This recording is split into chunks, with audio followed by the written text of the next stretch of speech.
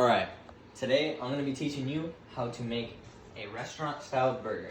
So first of all, you're going to want some 10% fat, 90% beef. You're going to want some ground beef. You're going to want to use some adobo, preferably adobo, any seasoning would work, and sazon, which is going to add color to your burger. What you're going to want to do, is you're going to want to take your adobo, put it into the ground beef, a hefty amount, because adobo doesn't make much sense. Okay, hold up, pause that. So first, you're gonna want to add the adobo to your meat, and then secondly, you're gonna want to add about a packet of sazon, depending on what size portion you're gonna make. For me, it's a big portion because I have too big of a family to feed. You're gonna want to put a decent amount of it here. And then, you're just going to want to take your hand and mix it up. For sure, this is gross, but you'll get used to it as time progresses. It's very cold, very nice, very, very fine. You want it to be very fine throughout the process. And after you're done mixing up your meat, you're going to want to take just a little bit and you want to ball it up. Don't make the ball too big. I'd say about 2 inches all around, because you're not going to want to let your patty be a little too small because then it won't fit on the bun. So, just like I said, about 2 inches, no bigger, no less. If you make it a little less, then it's going to be too small. If you make it a little bigger, then it'll be too big. Now, obviously, there's different types of burgers to make that would require a bigger or smaller patty, but today we're making just restaurant-style burgers, fresh dining burgers. And then, okay, right after you finish putting all together your meatballs, you're gonna want to wash your hands because your hands are about to be dirty. And then what you want to do is you want to take a decently sized pan. You want to put it to medium, and then you want to take just a little bit of olive oil and just go all around the pan, if this works. And then what you're going to want to do is you want to grab 2 different size spatulas if you have them. That's optional, but one is just to kind of push around the oil, make sure it gets everywhere, make sure it reaches every last bit of the pan, and then the other one is going to be used for smashing and a little bit of flipping. Cut. Go. And then you want to take one of your meatballs and you're going to place it right into the pan. Now you're going to let it sit there for a second.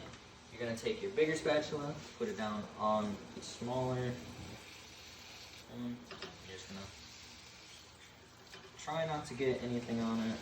Try not to get whatever it is.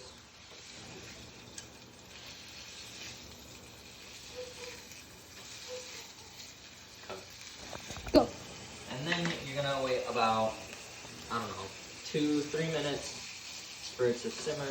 And after the burger's cooked for a little bit, you're gonna then want to flip it, if it'll flip. And then you'll get a little bit of brown, a little bit of crisp. And then we're gonna wanna move it over here to where there's less grease and less of the burger fat. And we're gonna let it sit over here for a little bit and let it caramelize over here. Cut. Just let it simmer on this side a little longer. And while this does that, we're gonna come over here. Cut it. We're gonna come over here. Play. We're gonna come over here. And we're gonna grab our burger bun, because this is where it gets a little sticky. Not really. You're literally toasting bread. If you toast bread, you messed up something, and that's wild. But what you're gonna do, I want to take a burger bun, any burger bun will work. You just don't want to put it down on the stove. You're gonna put it right on the pot. Obviously, grab your plate.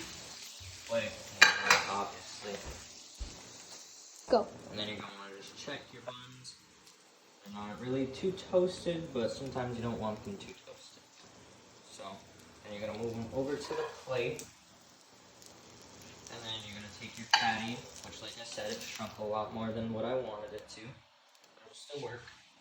You're gonna move it to the plate, and then you're gonna grab whatever sauce you prefer on your burgers. For me, it's ketchup and it's a little bit of mustard.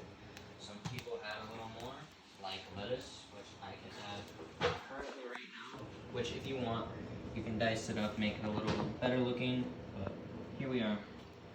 Your hand isn't gonna burn if you touch the burger at this stage, but obviously just be a little mindful of that.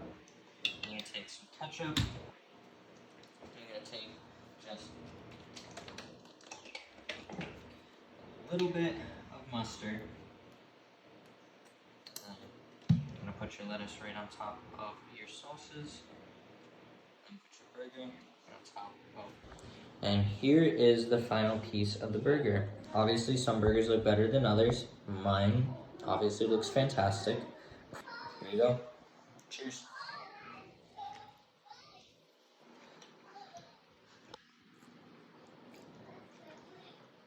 That is definitely a very good burger. Experiment what you will with whatever burger you want to create. Any burger is good. You just gotta do it right.